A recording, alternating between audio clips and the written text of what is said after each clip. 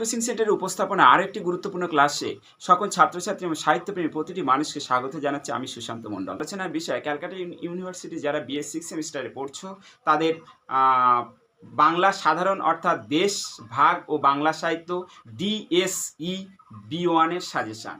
এখানে প্রথমে নীলকণ্ঠ পাখির খোঁজে যে উপন্যাসটি আছে নীলকণ্ঠ, ওখানে প্রথম 10 নম্বরের জন্য তোমরা 10-5-এর জন্য করতে পারো, মানে 10-5 ঘুরিয়ে দেবে। কখনো ইসম চরিত্র আলোচনা করে, এটা 10-এ দিতে পারে, 5-এ দিতে পারে। তাই ইসম চরিত্রটা খুব ভালো করে দেখো। ফতিমা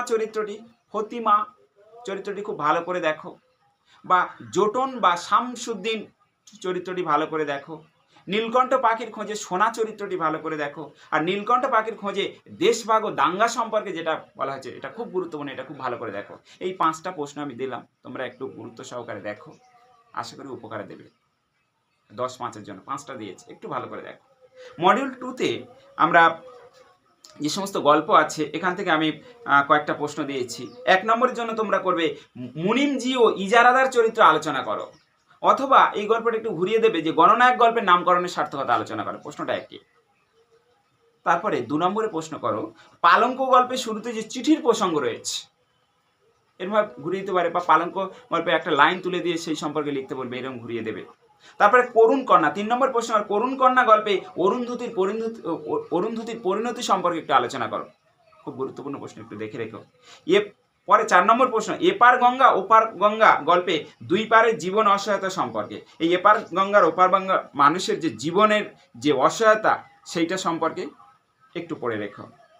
5 ছেলে মানুষের গল্পের সাহিত্য মূল্য বিচার করো, এই ছেলে মানুষের গল্পের সাহিত্য মূল্যটা একটু ভালো করে দেখে রেখো। 6 রাজা আসে রাজা যায় গল্পটির বিষয়বস্তু লেখো।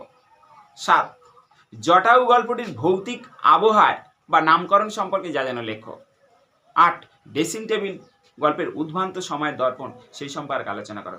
এখান থেকে 8টা প্রশ্ন দিলাম 5 এবং 10-এর জন্য, একটু ভালো করে দেখো, আশা করি উপকারে আসবে। এরপর মডিউল 3 থেকে তোমরা 5 এবং 10-এর জন্য করবে পারাপার কবিতার ভাববস্তু বা নামকরণ নিয়ে আলোচনা করো। 2 ধাত্রী কবিতা শরণার্থীর জীবনের যন্ত্রণা কিভাবে প্রকাশিত হয়েছে এইটা একটু আলোচনা করো, দেখো। 3 পূর্ব পশ্চিম কবিতার পূর্ব বাংলা এবং পশ্চিম বাংলার সাংস্কৃতিক যে মেলবন্ধন এইটা একটু খুব ভালো করে দেখো, খুবই গুরুত্বপূর্ণ প্রশ্ন। 4 কাল নেমি করে লঙ্কা ভাগ এই লাইনটির তাৎপর্য ব্যাখ্যা করো, খুব গুরুত্ব সহকারে দেখো। 5 ভাষাদেশ কবিতার নামকরণের সার্থকতা আলোচনা করো। 6 অন্নদাশঙ্কর রায়ের খুকু ও খোকা অন্তর্নিহিত অর্থটি ব্যাখ্যা করো। এই যে প্রশ্নটা বললাম হয়তো একটা লাইন তুলে দিয়ে একটু ঘুরিয়ে প্রশ্নটা করতে পারে, তাই কটা প্রশ্ন খুব ভালো করে দেখো, আশা করি তোমাদের উপকারে আসবে।